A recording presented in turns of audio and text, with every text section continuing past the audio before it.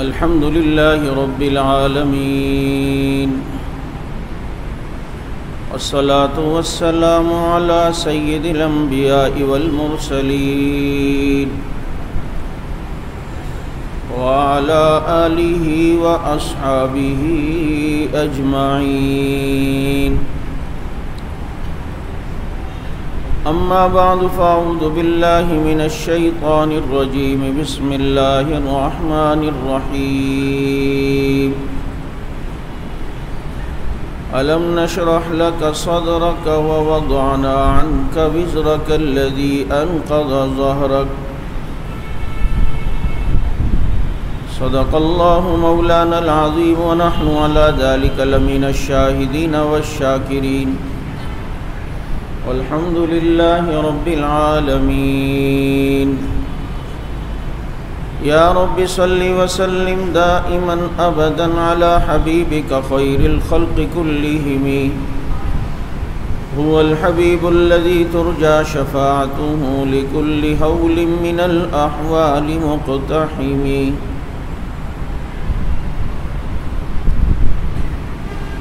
حسن یوسف دیکھ کر وہاں کٹی تھی انگلیاں، حسن یوسف دیکھ کر وہاں کٹی تھی انگلیاں، اور چاند کٹ گیا یہاں انگلی کو دیکھ کر۔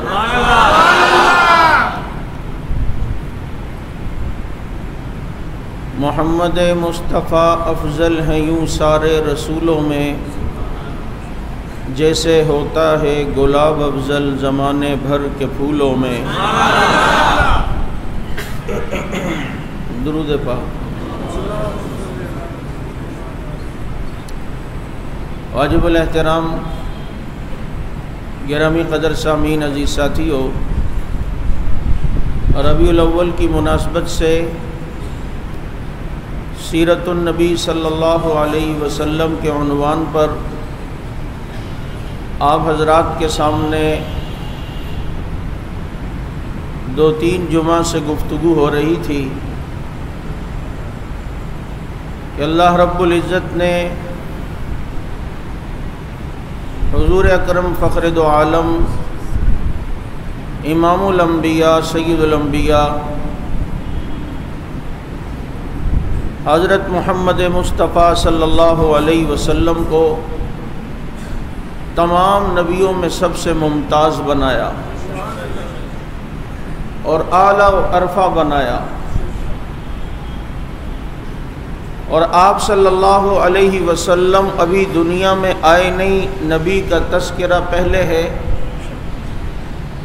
بلکہ ابھی یہ دنیا بھی نہیں بنی تو آپ صلی اللہ علیہ وسلم کا تذکرہ پہلے ہے۔ اللہ تعالیٰ نے کچھ ایسی خصوصیات آپ صلی اللہ علیہ وسلم کو دی جو باقی نبیوں کو نہیں ملی۔ آپ صلی اللہ علیہ وسلم جامع الکلم میں مختصر بات میں پورے سمندر کو سمونے کی صلاحیت آپ صلی اللہ علیہ وسلم کی گفتگو میں۔ ایک حدیث انما الاعمال بالنیات چھوٹی سی حدیث ہے، لیکن اگر اس کی تشریح لکھی جائے تو کئی جلدیں لکھی جاتی ہیں۔ الدین النصیحہ یہ چھوٹی سی ایک حدیث ہے، لیکن اگر اس کی شروحات لکھی جائیں تو کئی جلدوں میں لکھی جا سکتی ہیں۔ تو آپ صلی اللہ علیہ وسلم کو یہ خصوصیت اللہ نے عطا فرمائی اور فرمایا نصرت بالرعب، اللہ نے میری مدد رعب کے ذریعے کی، رعب کے ذریعے میری مدد کی گئی، اور کئی میل دور سے آپ صلی اللہ علیہ وسلم کا رعب دشمن پہ پڑ جاتا تھا۔ یہی تو وجہ ہے کہ تبوک میں جب آپ صلی اللہ علیہ وسلم پہنچے تو رومی لشکر نہیں آ سکا، کیونکہ آپ کا رعب ان کے دلوں میں اللہ نے ایسا ڈال دیا۔ یہ خصوصیت اللہ نے میرے نبی کو دی، اور کیا خصوصیت اللہ نے میرے نبی کو دی؟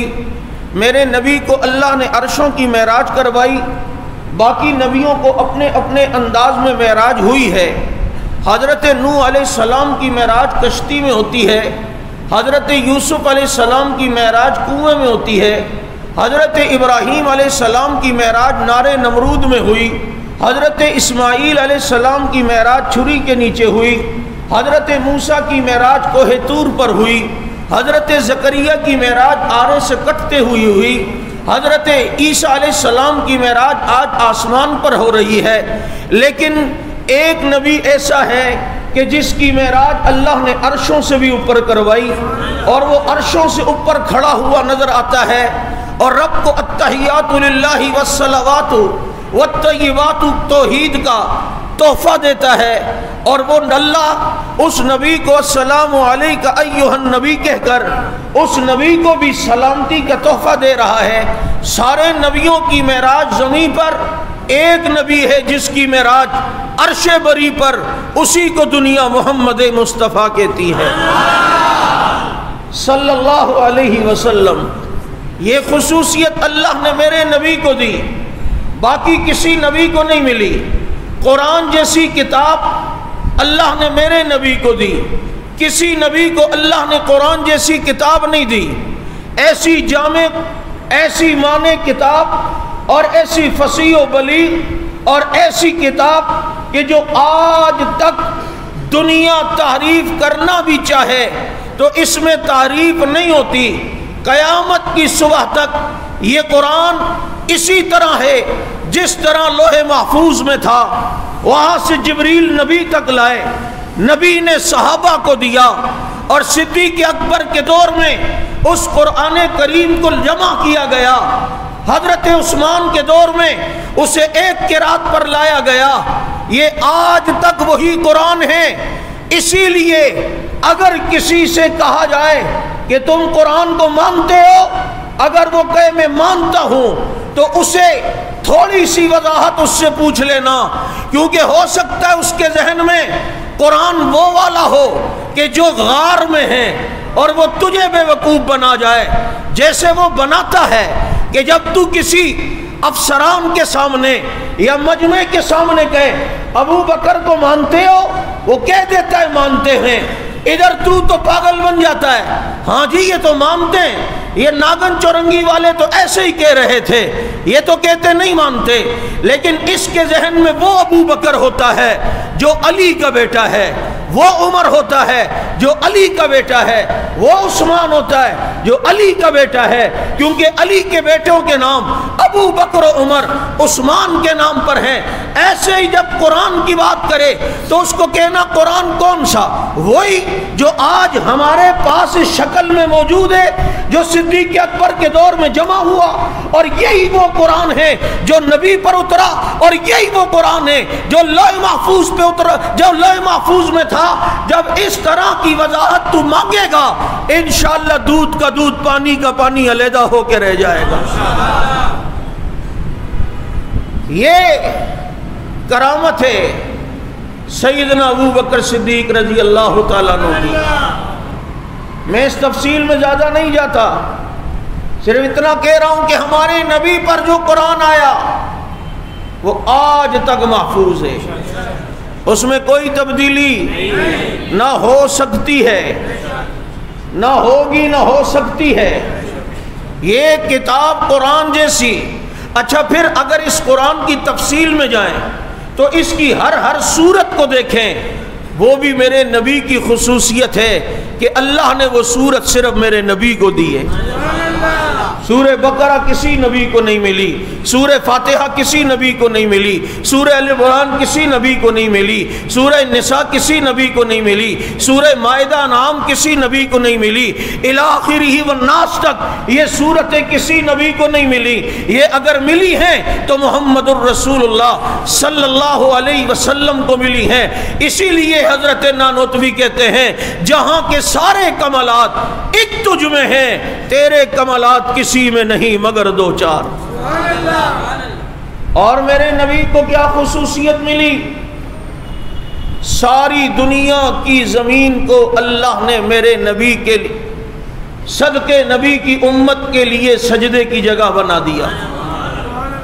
پہلی امتوں میں تھا عبادت کا وقت آئے تو عبادت خانے میں جانا پڑتا تھا، عبادت کو عبادت خانے میں کیا جائے، جاؤ مسجد ڈھونڈو، معبد ڈھونڈو، کلیسا ڈھونڈو، لیکن میرے نبی کے صدقے میرے نبی کو یہ خصوصیت ملی کہ آپ کی امت اگر جنگلوں میں سجدہ کرے رب قبول کر لے گا، ریگستانوں میں سجدہ کریں رب قبول کر لے گا، آپ کی امت اگر چلتے ہوئے پانی کی کشتی پہ سجدہ کرے آپ کا رب قبول کر لے گا، کسی پہاڑ پر سجدہ کریں آپ کا رب قبول کرے گا، یا آپ کی امت اگر جزیروں میں سجدہ کرے آپ کا رب قبول کرے گا، کیونکہ میرے محمد میرے محبوب میں نے تیری امت کے لیے ساری دنیا کی مسجد کو سجدے کی جگہ بنا دیا، لیکن بنایا تیری امت کے ہو، جو تیری امت میں نہیں ہوگا وہ زمین پہ سجدہ نہیں کرے گا، وہ زمین پہ سجدہ نہیں کرے گا کیونکہ وہ تیری امت میں نہیں ہے نا۔ جو تیرا امتی ہوگا وہ کہے گا کہ یہ زمین سجدے کی جگہ اللہ نے جب بنائی ہے تو کروں گا، نہیں سمجھ آئی؟ لیکن جو تیرا امتی نہیں وہ آج بہت لوگوں کو مروڑ ہوتا ہے۔ ابھی دیکھو دھوکے کا ایک نیا اسٹائل، ایک صاحب اب کالا جبہ کالا امامہ چھوڑ کر سفید کپڑے سفید ٹوپی پہن کے وحدت کانفرنسوں کے کارڈ بانٹ رہے ہیں، جانتے ہو نا؟ تو سفید لباس میں آ، سفید ٹوپی میں آ، پتر اندروں کالا ہے۔ آج بہت سے لوگوں کو تکلیف ہوتی ہے کہ یہ وحدت کے خلاف کیوں ہے، جب ایک طبقہ چاہتا ہے ہم وحدت تو یہ کیوں وحدت کے خلاف ناگن والے بات کرتے ہیں؟ ہم کہتے ہیں ہم وحدت کے خلاف نہیں ہیں، امت مسلمہ ایک ہو، جب ہی ہمارے اسٹیج پہ بریلوی دیوبندی اہل حدیث سارے ہی آتے ہیں، لیکن ایک طبقے نے کیا صحابہ میں وحدت مان لی ہے؟ کیا اس نے علی اور معاویہ میں وحدت مان لی ہے؟ حضرت جنگی شہید کہتے تھے کیا تمہارے نئے پرانے کسی لٹریچر میں کسی جگہ ابو بکر کو مومن تسلیم کیا گیا ہے؟ اتنی بڑی بات کر رہا ہوں میں، ٹھیک ہے آپ کہیں گے تعریف کی ہے نا، یہ تعریف کی بات نہیں، وہ تو نہج البلاغہ میں حضرت علی کے خطبے تم دکھاؤ گے تعریف کی انہوں نے، وہ تو کریں گے کیونکہ علی جانتا ہے جس ابو بکر کو نبی نے امام بنایا میں اسے کیوں نہ امام مانوں، لیکن مانا ہے کیا انہیں مسلمان؟ جب کوئی امت کے ان قرون اولا لوگوں کو مومن تسلیم نہیں کرتا، ہمیں کس بات پر مسلمان، ہمیں کس بنیاد پر مسلمان سمجھ کر وحدت کی دعوت دے رہا ہے؟ تم نے ہمارے بڑوں کو مان لیا ہے۔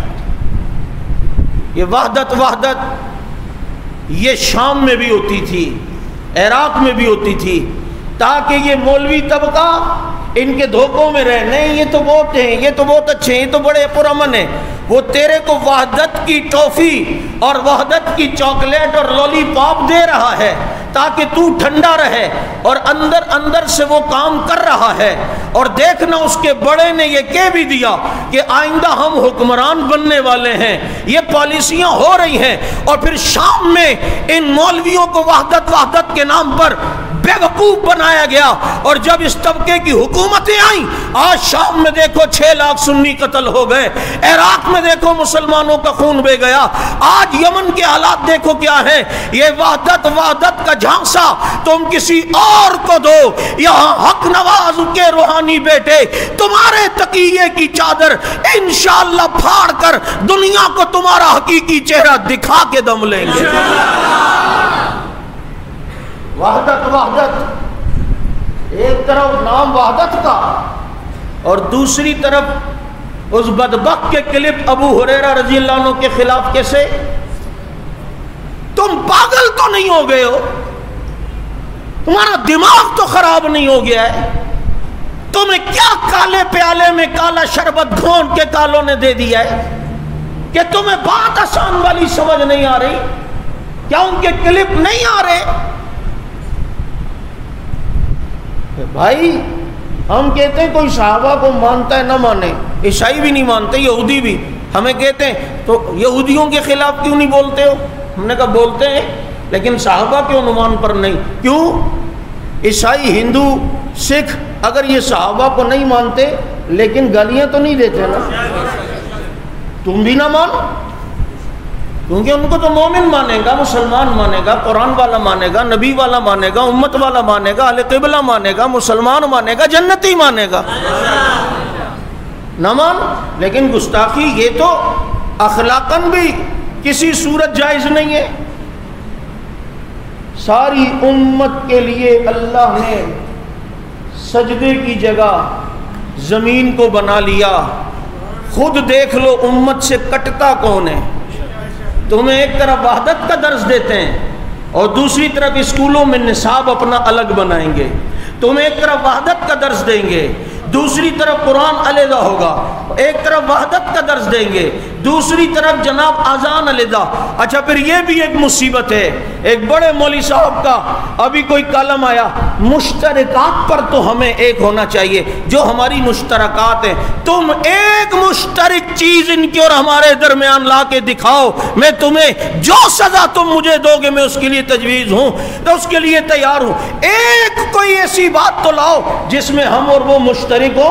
قرآن کے مسئلے پہ کوئی مشترک نہیں، نبی کے مسئلے پہ کوئی مشترک نہیں، جس طرح نبی کو ماننا چاہیے اس طرح کا وہ انداز نہیں ہے۔ اللہ کے مسئلے پر ہمارا عقیدہ اللہ کو غلطی نہیں ہوتی، کسی کا عقیدہ اللہ کو بتاؤ، کہاں کس مسئلے پہ تم کہتے ہو مشترکات ہوں؟ کوئی ایک مسئلہ تو لاؤ، چیلنج ہے میرا ساری دنیا کے مولویوں کو، ایک ایسا مسئلہ لاؤ جس میں ہم مشترک ہوں کہ یہ اور یہ ان میں ایک بات ہے۔ جب کسی معاملے میں مشترک نہیں ہے تو امت میں اور وحدت میں شامل نہیں ہو سکتے۔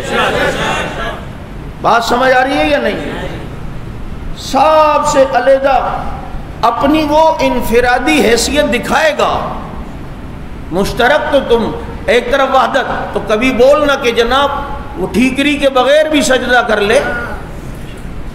10 کے درمیان علیحدگی اپنا دکھائے گا، میں الگ ہوں بابا، میں الگ ہوں۔ ہمارے ایک بہت بڑے عالم ہیں مولانا فضل محمد صاحب دامت برکاتہم العالیہ بنوری ٹاؤن، کہتے ہیں حرم میں تھا وہاں بھی یوں لگا رہے ہیں۔ تو میں نے اس کو کہا کہ یہ کیوں؟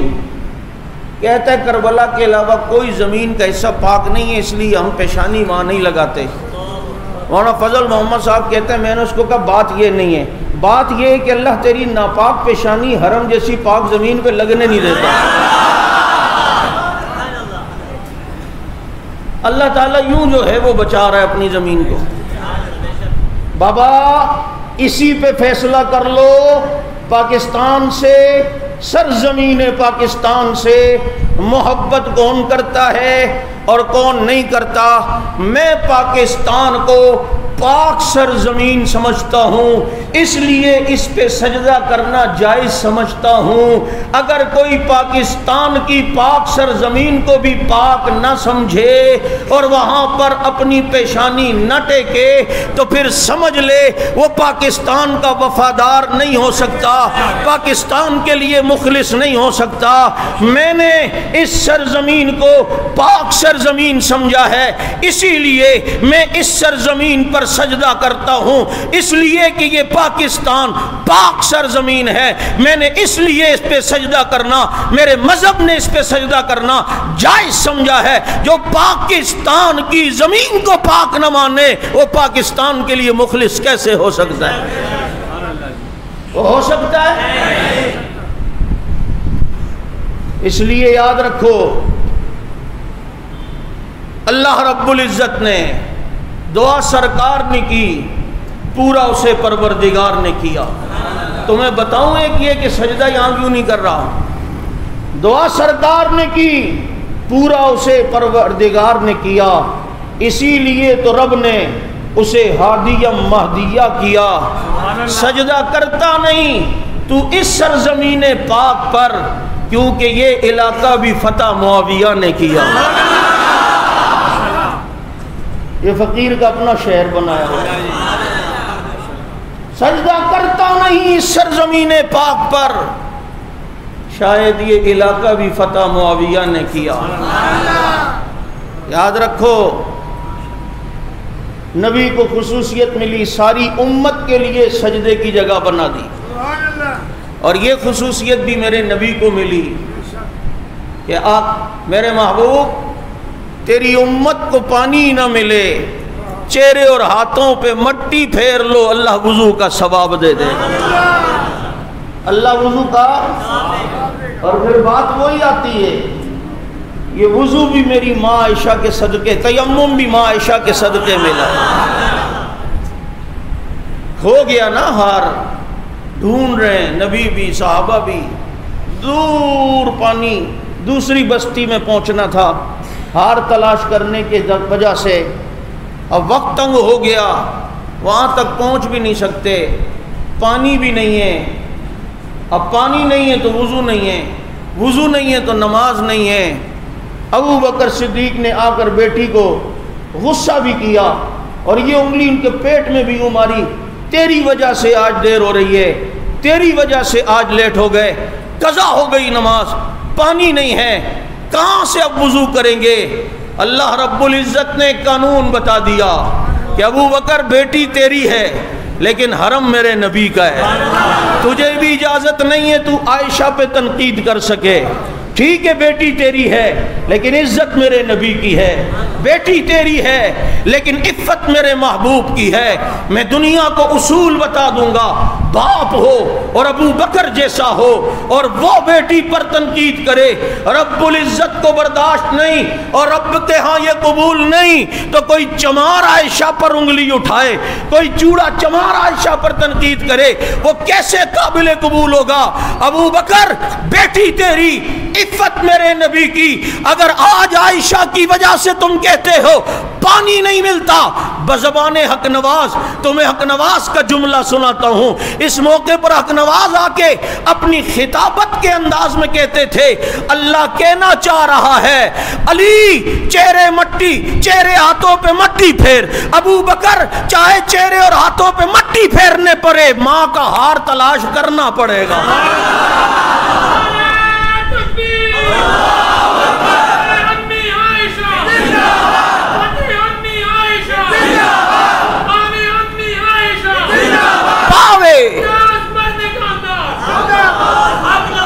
پاویں موئے تے مٹی پھیرنی پڑے، پھیر لے، لیکن ماں دا ہار تو کو تلاش کرنا ہے، اور کرو۔ تمہیں پانی کی وجہ سے مسئلہ ہو رہا ہے نا، میں نبی کی بیوی عائشہ کی وجہ سے قانون بدل دیتا ہوں، فَتَيَمَّمُوا صَعِيدًا طَيِّبًا، چہرے ہاتھوں پہ مٹی مارو، اللہ تمہیں وضو کا ثواب دے دے۔ جاؤ قانونی، بابا کہاں پانی اور کہاں مٹی،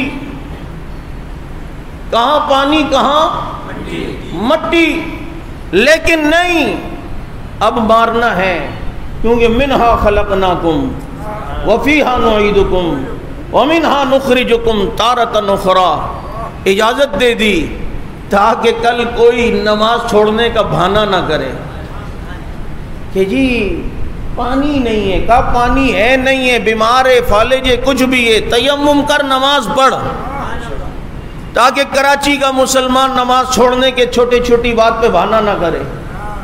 بات ہوتی ہے میرے کپڑے ہی صحیح نہیں ہیں تو بدل کے آ، نہیں صحیح ہے تو بدل کے آ، یہ کیا چلتی پھرتی گندگی لے کے ساتھ گھوم رہا ہے؟ بدل کے آ بابا۔ اب یہی اگر دوست کے یار وہ ذرا ایک شادی میں دعوت دی گئی ہے، شیراٹن ہوٹل میں ساتھیوں نے کہا ہے اپنے کسی دوست کو بھی ہے، چل چلتے ہیں، ارے ایک منٹ ذرا صبر میں کپڑے بدل کے آتا ہوں۔ شیراٹن کے لیے تو فوراً کپڑے بدلتا ہے، اور اپنے رب کے لیے تو کپڑے بدل نہیں سکتا جس نے کپڑے تجھے دیے، جس نے لباس تجھے دیا ہے۔ تو کہا کہ جناب یہ بہانے سے کہیں نماز نہ چھوڑ دے، اس لیے کہا کہ تیمم، اس سے تم وضو کے قائم مقام کر لو۔ اور جب تیمم ملا، نبی کو ملا، نبی کے صدقے اس امت کو ملا، یہ خصوصیت بھی اللہ نے محمد الرسول اللہ صلی اللہ علیہ وسلم کو عطا کی ہے۔ ایسی بے شمار فضیلتیں اور خصوصیات جو اللہ نے میرے نبی کو دیں، باقی کسی نبی کو نہیں دی۔ ہاں، سلیمان علیہ السلام کا تخت ہوا میں اڑتا تھا، لیکن میرے نبی کا تخت تو عرشوں سے بھی اوپر اڑ رہا ہے۔ مانتا ہوں حسن یوسف بھی تھا، لیکن حسن یوسف دیکھ کر وہاں کٹی تھی انگلیاں، چاند کٹ گیا یہاں انگلی کو دیکھ کر۔ مانتا ہوں حضرت موسیٰ علیہ السلام کے اللہ نے طور پہ بلا کر وہاں وحی دینی شروع کی، وہاں کتاب دینا شروع کی، لیکن جب باری محمد الرسول اللہ کی آئی تو حصول وحی میں موسیٰ طور پر پہنچے، عجب بات جو وہی تیرے حضور میں پہنچے۔ وہاں طور پہ جایا جا رہا ہے، موسیٰ جو حکم احکامات دینے، اور یہاں نبی بدر میں قرآن بدر میں، نبی احد میں قرآن احد میں، نبی عائشہ کے بستر میں قرآن عائشہ کے بستر پہ۔ کتنا پاک بستر ہے کہ جس پر وحی آ رہی ہے۔ او میری ماں، میں تیرے قدموں پہ قربان ہو جاؤں، اللہ ماں عائشہ کے کھاتے ہمیں لگا دے، یہ ہمارے لیے سعادت ہے۔ کتنی پاک عورت کہ جس کے بستر پر قرآن نازل ہوتا ہو، اور جس کے بستر سے صاحب قرآن دنیا سے جا رہا ہو، دنیا سے جاتے ہوئے بھی اسی بستر پہ قرآن آ رہا ہے، تو اسی بستر پہ۔ کیا پاک بیوی تھی، کیا پاک بستر تھا۔ کیوں نہ ہو کہ الطیبات للطیبین والطیبون للطیبات، اصول رب نے بتا دیا کہ پاک مردوں کے لیے پاک بیویاں ہوتی ہیں، پاک بیویوں کے لیے پاک مرد ہوتے ہیں۔ بتا دیا ازواج مطہرات کی پاکی اور عصمت اور ان کی عزت و عظمت کو جاننا ہو تو اس کے شوہر محمد الرسول اللہ کو دیکھ لو۔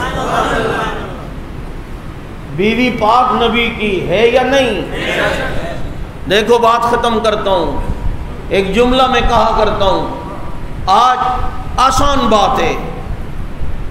حضرت حسان کا شعر ہے، اس میں ایک جملہ ہے، خلقت مبرئا من کل عیب، آقا اللہ نے آپ کو ہر عیب سے پاک بنایا، عیب نبی کے قریب نہیں آتا۔ یہ تو پوچھ منکر صحابہ سے بھی کہ عیب نبی کے قریب آتا ہے، کہے گا نہیں۔ تو عیب نبی کے پاس آتا ہے، کہے گا نہیں۔ تو اللہ نے ہمارے نبی کو ہر عیب سے پاک بنایا یا نہیں؟ کہے گا ہاں جی پاک بنایا ہے، عیب نبی کے قریب نہیں آتا۔ اللہ نے ہمارے نبی کو ہر عیب سے پاک بنایا، جھوٹ عیب نبی کے قریب نہیں آتا، حسد عیب نبی کے قریب نہیں آتا، شرک عیب نبی کے قریب نہیں آتا، پسینے کی بو کا آنا عیب ہے، اللہ نے نبی کے پسینے میں خوشبو پیدا کر دی۔ ہاں مکھی کا بیٹھنا عیب ہے، نبی کے جسم پہ مکھی نہیں بیٹھتی۔ اب جمائی کا آنا سستی کی علامت ہے جو عیب ہے، میرے نبی کو جمائی نہیں آتی۔ سوتے ہوئے میں احتلام ہو جانا غفلت کی نشانی ہے، نبی کو سوتے ہوئے کبھی احتلام نہیں ہوتا۔ جو عیب تھا اللہ نے اس سے میرے نبی کو پاک کیا، عیب نبی کے قریب نہیں آ سکتا۔ اس سے پوچھ عیب نبی کے قریب آ سکتا ہے؟ کہے گا کہ نہیں۔ تو پھر جب عیب نبی کے قریب نہیں آتا تو ماننا پڑے گا عائشہ میں عیب ہوتا تو نبی کے قریب نہ آتی، ابو بکر و عمر میں عیب ہوتا تو آج وہ مصطفیٰ کے ساتھ نہ سو رہے ہوتے۔ دیکھو جن میں عیب تھا اللہ نے قریب رکھ کے دور رکھا، عتبہ عتیبہ میں عیب تھا قریب رکھ کے دور رکھا، ابو جہل میں عیب تھا قریب رکھ کے دور رکھا، شیبہ میں عیب تھا قریب رکھ کے دور رکھا، لیکن بلال میں کوئی عیب نہیں، حبشہ سے قریب کر دیا، سلمان میں کوئی عیب نہیں، فارس سے قریب کر دیا، صہیب میں کوئی عیب نہیں، روم سے قریب کر دیا، ابو بکر و عمر میں کوئی عیب نہیں، قیامت کی صبح تک پہلو مصطفیٰ میں سلا دیا۔ عیب نبی کے قریب نہیں آتا، اللہ آنے ہی نہیں دیتا۔ یہ 1400 سال سے جو سو رہے ہیں یہ بے عیب ہیں، یہ ساتھ جو سو رہے ہیں یہ بے عیب ہیں۔ اس لیے آؤ عیبوں سے پاک پیغمبر کے تذکرے کو دنیا میں پھیلا دیں گے، اور ساری دنیا میں نام محمد کا ڈنکا بجا دیں گے انشاءاللہ۔ اور ان کی عزت و حرمت کے لیے جان دینی پڑے تو اس کے لیے بھی تیار ہیں۔ اللہ تعالیٰ نبی کی سیرت کو اپنانے کی توفیق عطا فرمائے۔ وآخر دعوانا الحمدللہ رب العالمین۔